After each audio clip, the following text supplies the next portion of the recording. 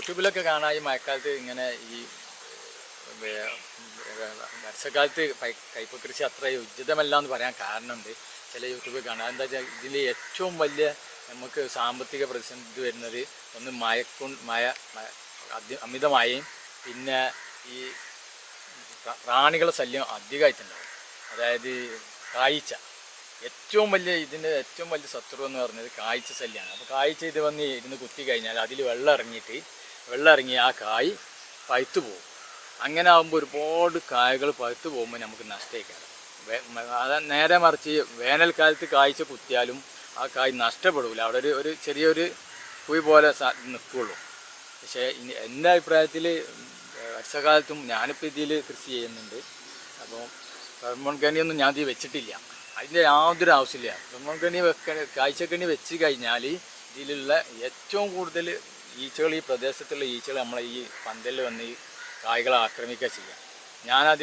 ഒരു പ്രാവശ്യം ഞാൻ കായ്ച്ചക്കണി വെച്ച് പിന്നെ എനിക്ക് വമ്പൻ നഷ്ടം വന്നുപോയി. എല്ലാ ഈച്ചകളും ഇവിടെ എൻ്റെ തോട്ടത്തിൽ വന്ന് എൻ്റെ കൃഷി ആക്രമിച്ച ചെയ്ത്.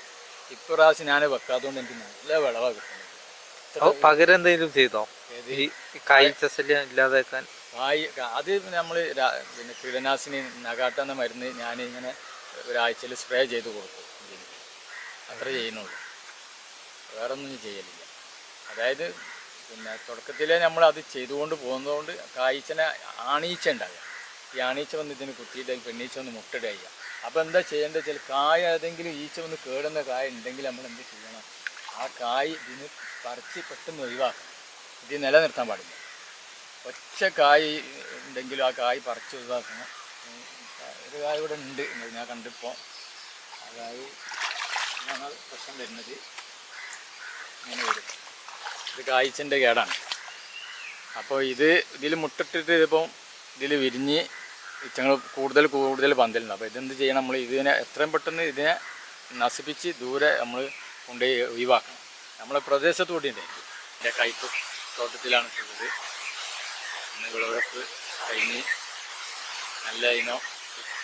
നല്ല രീതിയിൽ കൃഷി കയ്പ നല്ല വിളവ് തരുന്ന ഇനമാണ് കയ്പ കൃഷി. പ്രത്യേകിച്ച് പറയുകയാണെങ്കിൽ ഏറ്റവും നല്ല ഈ വർഷം നല്ല മഴയായിരുന്നു. എന്നാലും എൻ്റെ പാവൽ കൃഷി നല്ല വിളവ് ഉണ്ട്. പിന്നെ ഇതുവരെ ഞാൻ നാടൻ രീതി ഞാൻ ചെയ്തിരുന്നത്. ഈ പ്രാവശ്യം ഞാൻ ഹൈബ്രിഡ് വിത്തിലേക്ക് മാറിയതാണ്. അപ്പോൾ ഹൈബ്രിഡ് വിത്തിലേക്ക് മാറാനുള്ള കാരണം എന്ന് വെച്ചാൽ കായ കുറച്ച് വലിപ്പം കൂടുതലുണ്ടാവും, നല്ല സൈസ് കിട്ടും. നാടൻ ഇനമാകുമ്പോൾ പ്രീതി കുറച്ച് കഴിയുമ്പോൾ കായ ചെറുതായിരിക്കും, ചെറിയ കായായി വരും. മാർക്കറ്റിലെ ഡിമാൻഡ് കുറയും. ഇതാകുമ്പോൾ ഒരേ വലിപ്പം കിട്ടും. പിന്നെ കുഴപ്പമില്ലാത്ത നല്ല എപ്പോഴും ചെയ്യാൻ പറ്റിയ കൃഷിയാണ് കയ്പ. നമ്മൾ സ്ഥിരമായിട്ടൊരു 10-20 വർഷത്തോളമായിപ്പോൾ ഈ കൃഷി ഫീൽഡിൽ കൃഷി ചെയ്തുകൊണ്ടിരിക്കുന്നത്. നല്ല രീതിയിൽ സന്തോഷത്തോടു കൂടി കഴിഞ്ഞു പോകുന്നുണ്ട്. കൃഷിയുമായിട്ട് ബന്ധപ്പെട്ട് പോകുന്നുണ്ട്. എപ്പോഴാണത് കൃഷി തുടങ്ങി? ഈ കയ്പ ഇപ്പോൾ നിന്ന് വിളവെടുക്കുന്ന കൃഷി ഞാൻ പിന്നെ മെയ് മാസം ഒരു 20-ാം തീയതിയാണ് ഈ വിത്തെടുത്തത്. പിന്നെ 2025 മെയ് 20-ാം തീയതി. ഇപ്പോൾ വിളവെടുക്കൽ തുടങ്ങിയിട്ട് ഒരു 10-15 ദിവസം കഴിഞ്ഞു. എല്ലാ ദിവസവും വിളവെടുക്കും. ദിവസം ഒരു 50 കിലോ കണ്ട് വിളവെടുക്കും. മാർക്കറ്റ് അത് രാവിലെ വന്ന് വിളവെടുത്ത് മാർക്കറ്റ് കൊണ്ടുവരും. ഭാഗത്ത് നോക്കി പറിക്കുക. കായ നടന്ന് നല്ല മുള്ള് വിടർന്ന് നിൽക്കുമ്പോൾ അതേ പറിക്കാൻ പാടുള്ളൂ. ഇതൊക്കെ ഇപ്പോൾ നല്ല ഇനിയും 2-3 ദിവസം വിളവെത്താനുണ്ട്. ഇതൊക്കെ ഏകദേശം ഒരു കുറച്ചും കൂടി നത്ര ആയിട്ട് വരും.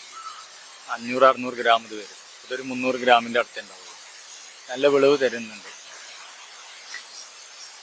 ഇവിടെ എത്ര സെന്റ് സ്ഥലത്ത് കൃഷി? ഒരു 3/4 ഏക്കർ സ്ഥലം ഉണ്ടാവും. പന്തൽ കൃഷി ഞാൻ തന്നെ. പിന്നെ എന്ന് പറയുകയാണെങ്കിൽ ഇത് എൻ്റെ സ്വന്തം അധ്വാനമാണ്. പിന്നെ കൂലിക്കാരൊന്നും വിളിക്കലില്ല. സ്വന്തം അധ്വാനിച്ചെങ്കിലേ നമ്മളെ കൃഷി മുന്നോട്ട് പോകുകയുള്ളൂ. കൂലിക്കാരെ വിളിച്ച് കൃഷി ചെയ്യുകയാണെങ്കിൽ നമ്മൾ വേറെ എന്തെങ്കിലും നമ്മൾ പുറത്തുനിന്ന് ലോണൊക്കെ എടുത്ത് ചെയ്യേണ്ടി വരും. അപ്പം പിന്നെ ആ ലോണ് വീട്ടാൻ പിന്നെ നമ്മൾ ഇടങ്ങേറാവും. ഞാൻ കൃഷി ചെയ്യുന്ന ലോണൊന്നും എടുക്കാതെ സ്വന്തമായിട്ട് അധ്വാനിച്ചുകൊണ്ടാണ് ഞാൻ കൃഷി ചെയ്യുന്നത്. അതുകൊണ്ട് എനിക്ക് മറ്റുള്ള ബുദ്ധിമുട്ടുകളൊന്നുമില്ല. ചിലപ്പം കൃഷി നഷ്ടമാവും, ചിലപ്പം വെള്ളം കയറി പോകും. ഇതിൻ്റെ അടുത്ത് വെള്ളം ഉണ്ടായിനി, മഴ ഒന്ന് താന്നപ്പം വെള്ളം താന്ന്. കൃഷി എന്ന് പറഞ്ഞാൽ ഒരു സന്തോഷം തരും. കാരണം നമുക്ക് ഈ പ്രകൃതി ഈ പച്ച ഇതേമാതിരി ഇങ്ങനെ കണ്ടുകൊണ്ടിരിക്കാനും ഇതൊക്കെ രാവിലെ വന്ന് നമ്മൾ കൃഷിത്തോട്ടം കാണാൻ വളരെയധികം സന്തോഷമായി. കാരണം കൃഷി ഇങ്ങനെ പിന്നെ ചില കൃഷി ചിലപ്പം വെള്ളം മൂടി പോകും, ചിലപ്പം കാറ്റടിച്ച് പോകും. പന്തൽ കൃഷി എന്ന് പറഞ്ഞാൽ പിന്നെ തുടക്കത്തിൽ കുറച്ച് ബുദ്ധിമുട്ടുണ്ടാവും പന്തലിടാനും അതിൻ്റെ നാട്ടി കമ്പിയും കയറൊക്കെ വിട്ട് ഉണ്ടാക്കാൻ. പിന്നീട് വിളവെടുക്കാനും മറ്റുള്ള എല്ലാ പണികൾക്കും പന്തൽ കൃഷിയാണ് ഏറ്റവും നല്ലത്. എൻ്റെ കാഴ്ചപ്പാടിൽ ഞാൻ പന്തൽ കൃഷി തന്നെയാണ് ചെയ്യൽ. പന്തൽ കൃഷിയാണ് ഏറ്റവും നല്ല ലാഭകരമായിട്ടുള്ള കൃഷിയാണ്. പിന്നെ ഇന്ന് മാർക്കറ്റിൽ തന്നെ പന്തൽ ഇതേമാതിരിയുള്ള കായ്കൾ, നല്ല ക്വാളിറ്റിയുള്ള കായ്കൾ മാർക്കറ്റ് പോകുകയുള്ളൂ. നിലം നമ്മൾ ഇതിപ്പം കഴിഞ്ഞ വേനൽ മാസം ഏപ്രിൽ മാസമൊക്കെ നിലം ഒരുക്കി റെഡിയാക്കിയിട്ട് എന്തെല്ലാം ചെയ്യുക. അത് പിന്നെ സ്ഥിരമായിട്ട് നമ്മൾ മഴക്കാലത്താണ് ഇപ്പം ഈ കർക്കിടക മാസമാണ് ഇപ്പം ഉള്ളത്. അപ്പോൾ നമ്മൾ മഴക്കാലത്താകുമ്പോൾ കൃഷിക്ക് അതിന് ഏര് തിരിച്ച് കള്ളി കെട്ടി വെള്ളം കയറാത്ത രീതിയിൽ മണ്ണൊക്കെ റെഡിയാക്കി കള്ളിയാക്കി പിന്നെ അതിൽ വെള്ളം ചേർത്ത് കൊടുത്ത് റെഡിയാക്കിയിടും. പിന്നെ എന്തെല്ലാം വളമാണ് ചേർക്കുക? വളം നമ്മളിപ്പോൾ ഓർഗാനിക് വേപ്പിൻ പിണ്ണാക്ക്, ഓർഗാനിക് വളങ്ങൾ, അതാണ് ഞാൻ ചെയ്യുന്നത് ഇപ്പോൾ. പിന്നെ നമ്മൾ പിന്നെ സൂഡോമോണക്സ് ജൈവ കീടനാശിനികൾ ഫസ്റ്റ് ടൈമിൽ കൊടുക്കും. അപ്പം മുളച്ച് കഴിഞ്ഞ് കഴിഞ്ഞാൽ പക്ഷേ മെയിനായിട്ട് ഇപ്പോൾ ഞാനത് ചെയ്തത് ഓർഗാനിക് വളം. വിത്ത് മുളപ്പിച്ച ശേഷമാണോ നടുക? ആ വിത്ത് മഴക്കാലമാകുമ്പോൾ വിത്ത് മുളപ്പിച്ച ശേഷം നടുക. മുള പൊട്ടിയിൽ കൊണ്ടുവന്ന് വെക്കുക ചെയ്യാം. മറ്റേത് മണ്ണിൽ അലിഞ്ഞ് കേടുന്നു പോകും. പിന്നീട് മുളച്ച് 15 ദിവസം കഴിഞ്ഞാലും ഇതേമാതിരി വേപ്പം മുന്നോട്ട് ഓർഗാനിക് വളങ്ങളും കൊടുക്കും. പിന്നെ ലിക്വിഡ് രൂപത്തിലുള്ള ദ്രാവക രൂപത്തിലുള്ള പിന്നെ രാസവളങ്ങൾ NPK അതൊക്കെ വളങ്ങൾ ലിക്വിഡ് രൂപത്തിലുള്ള വളങ്ങളാണ് കൊടുക്കുന്നത്. മെയിനായിട്ട് സ്പ്രേ ചെയ്തുകൊണ്ടും കൊടുക്കുന്നുണ്ട്, പിന്നെ മൊറ്റൊഴിച്ചും കൊടുക്കുന്നുണ്ട്. വളം കോഴിക്കാഷ്ട വളമൊന്നും ഞാൻ ഇതിന് ഉപയോഗിച്ചിട്ടില്ല.